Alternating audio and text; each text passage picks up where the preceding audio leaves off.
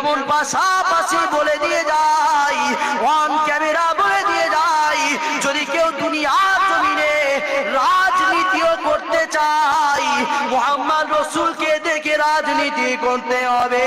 অনেকে ভাবতে পারে, অনেকে বুঝতে পারে রাজনীতি ইসলামের মধ্যে জায়েজ নাই, রাজনীতি ইসলামের মধ্যে হারাম।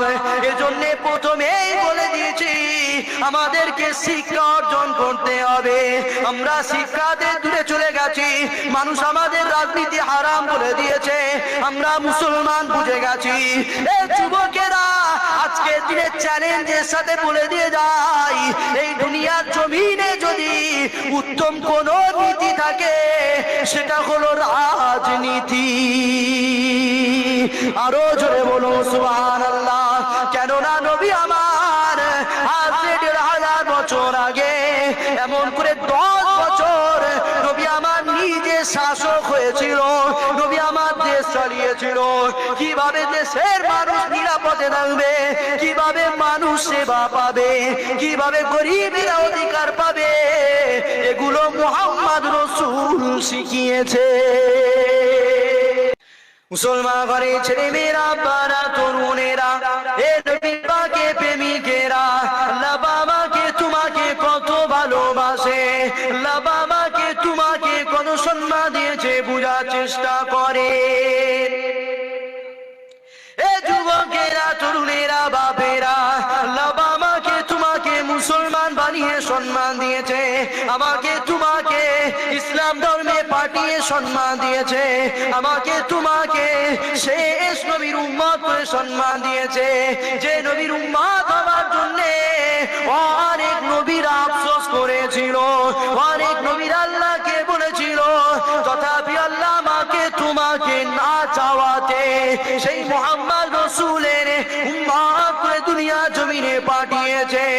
তারে চিন্তা করতে হবে, মুহাম্মদ রাসূল দুনিয়া জমিনে এসে ন্যায়কে প্রতিষ্ঠিত করেছে, মুহাম্মদ রাসূল দুনিয়া জমিনে এসে অন্যায়কে মিটিয়েছে, মুহাম্মদ রাসূল দুনিয়া জমিনে এসে সত্যকে প্রচার করেছে, মুহাম্মদ রাসূল দুনিয়া জমিনে এসে মিথ্যাকে মিটিয়েছে, মুহাম্মদ রাসূল দুনিয়া জমিনে এসে অন্ধকারকে মিটিয়ে মানুষকে আলো দেখিয়েছে। আজও যারা মুহাম্মদ রাসূলকে মানি দাবি করব, অবশ্যই আমাদের দায়িত্ব রয়েছে, অবশ্যই আমাদের কর্তব্য রয়েছে মুহাম্মদ রাসূলের আদর্শ ফলো করা। কেননা নবী আর দুনিয়ার জমিনে নাই, নবীকে আর আমরা দাওয়াত করে খাওয়াতে পারবো না, নবীকে আমার বাড়ির মেহমান বানাতে পারবো না। এজন্য নবীকে কিভাবে ভালোবাসতে হবে, নবী পাকের রেখে যাওয়া আদর্শগুলো দেখতে হবে, নবী পাকের রেখে যাওয়া সুন্নাতগুলো দেখতে হবে, নবী পাকের রেখে যাওয়া জিন্দেগি দেখতে হবে। নবী আমার এমন ভাবে জিন্দেগি চালিয়েছে, নবী পাকের দ্বারাই কোনো হিন্দুও কষ্ট পাইনে, নবী পাকের দ্বারাই কোনো কাফের বেঈমানও কষ্ট পাইনে। এ যুবকেরা, ওই নবীকে আমাকে তোমাকে ফলো করতে হবে। কেন ফলো করব? দুনিয়ার কোন নেতা বলেনে, দুনিয়ার কোন বাদশা বলেনে, দুনিয়ার কোন এমএলএ বলেনে, কে বলেছে নবীকে ফলো করতে হবে? কুরআন খুলে দেখে নাও, আল্লাহ কুরআনে নিজে বলেছে, লাকাদ কানা লাকুম ফি রাসূলিল্লাহি উসওয়াতুন হাসানা। আল্লাহ বাবা নবীকে তোমার আমার জন্য উত্তম মডেল করেছে। নামাজ আল্লাহ দিয়েছে, কিন্তু নামাজ কিভাবে পড়বে বান্দা জানে না। আল্লাহ পাক কুরআনে ৮২ জায়গায় বলেছে আকিমুস সালাহ, বান্দা তোরা নামাজ পড়, বান্দা তোরা নামাজ কায়েম কর। আল্লাহ কিভাবে নামাজ পড়বো আল্লাহ কোনো কারণ বলে দেয়নি, আল্লাহ কোনো নিয়ম বলে দেয়নি, আল্লাহ কোনো পদ্ধতি বলে দেয়নি। তাহলে আমরা কিভাবে নামাজ পড়বো?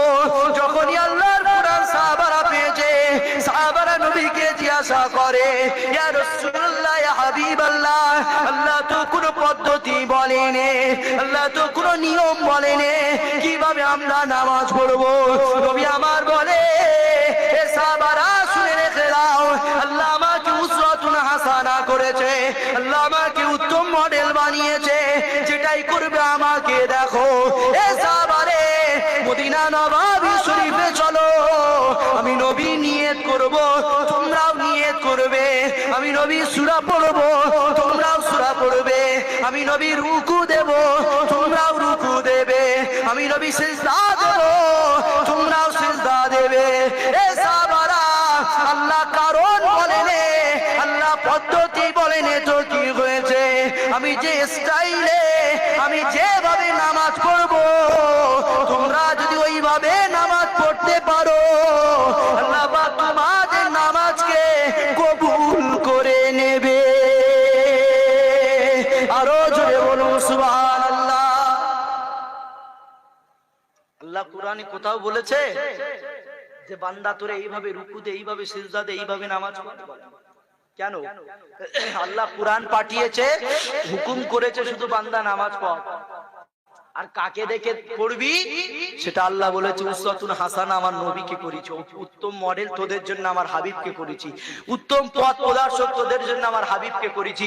যেটাই করবি মুহাম্মদ রাসূলকে ফলো কর। তোদের জিন্দেগিতে ভুল হয়ে যেতে পারে, কিন্তু তোদের চেষ্টার জন্য আমি আল্লাহ মুহাম্মদ রাসূলের অনুসারী বানিয়ে মুহাম্মদ রাসূলের কাতারে তোদেরকে জান্নাতে বানাবো। জোরে বলুন সুবহানাল্লাহ। মুসলমান ঘরে ছেলে মেয়েরা, বারা তরুণেরা, হে নবী পাকের প্রেমিকেরা, নামাজে শুধু নবীকে ফলো করলে চলবে না, রোজায় শুধু নবীকে ফলো করলে চলবে না, যাকাতে শুধু নবীকে ফলো করলে চলবে না, হজে শুধু নবীকে ফলো করলে চলবে না। এ যুবকেরা, আমাদের টোটাল জীবনটা কিভাবে চালাতে হবে, কিভাবে ব্যবসা করব, মুহাম্মদ রাসূলকে দেখতে হবে। কিভাবে বিবাহ করব, মুহাম্মদ রাসূলকে দেখতে হবে। কিভাবে সংসার করব, মুহাম্মদ রাসূলকে দেখতে হবে। কিভাবে মেয়েকে বিবাহ দেব, মুহাম্মদ রাসূলকে দেখতে হবে। কিভাবে ছেলেকে বিবাহ দেব, মুহাম্মদ রাসূলকে দেখতে হবে। কিভাবে মা বাপকে আদব করব, মুহাম্মদ রাসূলকে দেখতে হবে।